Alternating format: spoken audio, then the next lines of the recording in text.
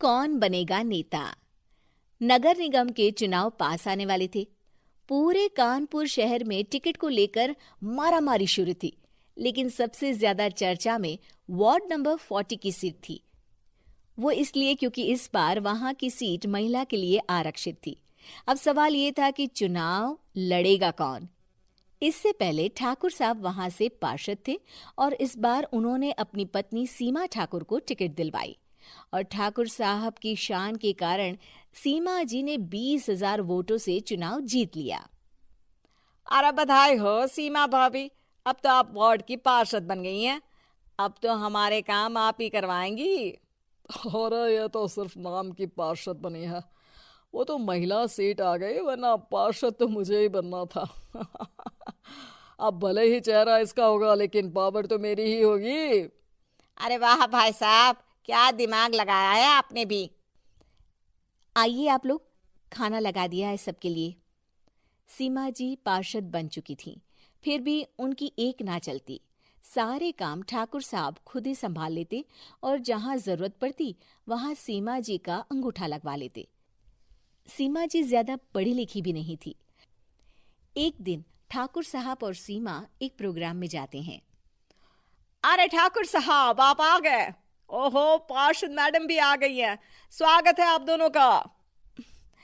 लगता है हमारे पार्षद फंड का सही इस्तेमाल हो रहा है। चलिए अब उद्घाटन करते हैं। ये लीजिए ठाकुर साहब कैची, आप ही सबसे पहले प्रवेश कीजिए। सब लोग आगे निकल जाते हैं और सीमा जी पार्षद होने के बावजूद भी पीछे खड़ी रह जाती हैं। वो देखती हैं कि वेलकम बोर्ड पर उनका नाम है, लेकिन महिला होने के कारण कोई उनका सम्मान नहीं कर रहा। अगले दिन एक आदमी उनके घर आता है।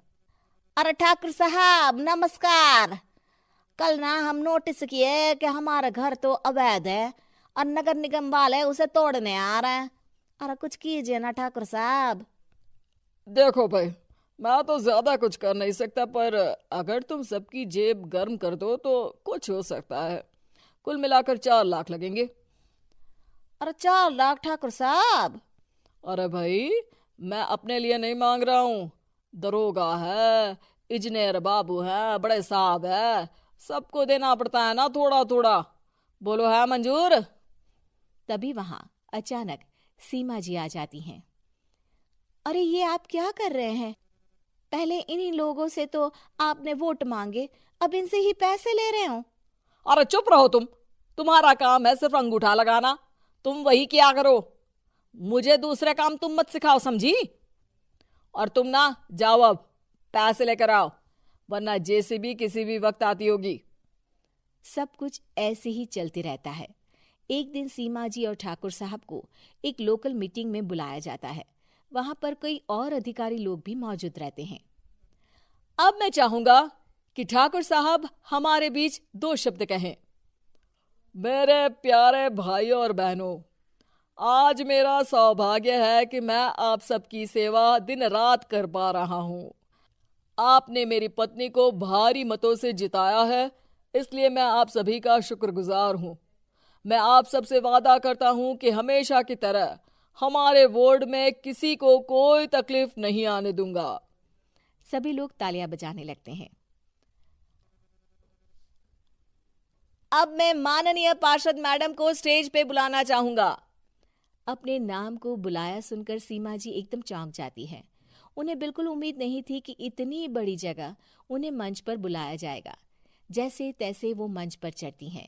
ऊपर जाते ही सीमा जी को सारी पुरानी बातें याद आ जाती हैं कि किस तरह उनके पति उन्हें कभी भी आगे बढ़ने नहीं देते और उनके नाम से गलत काम करते हैं। वो बोलने लगती हैं। मैं आपके वार्ड की पार्षद सीमा हूं। आप में से बहुत कम लोग ही मुझे जानते होंगे, क्योंकि इससे पहले मुझे कभी ऐसा मौका ही नहीं मिला। सारे मौके मेरे पार्षद पति यानी आपके ठाकुर साहब ही लेते रहे, लेकिन आज ये मौका मुझे मिला है तो मैं इसे ऐसे ही नहीं जाने दूंगी। मैं आपको ये बताना चाहती हूँ कि आपके ठाकुर साहब मेरे नाम की आड़ में गैर कानूनी काम करते हैं, जिस पर अंगूठों के निशान मेरे होते थे। इसीलिए मैं अपनी गलती मानती हूँ और आज अपने पद से इस्तीफा देती हूँ, ताकि आगे से कोई गलत काम ना हो पाए। अब फैसला आप सबके हाथ में है कि आप हमें क्या सजा देना चाहते हैं। सीमा जी की बातें सुनकर ठाकुर साहब के चेहरे का रंग उड़ जाता है और वो शर्म से मुंह नीचा करके वहां से चले जाते हैं और पद से इस्तीफा देकर ही सही सीमा जी अपने आप में आत्मविश्वास महसूस करती हैं।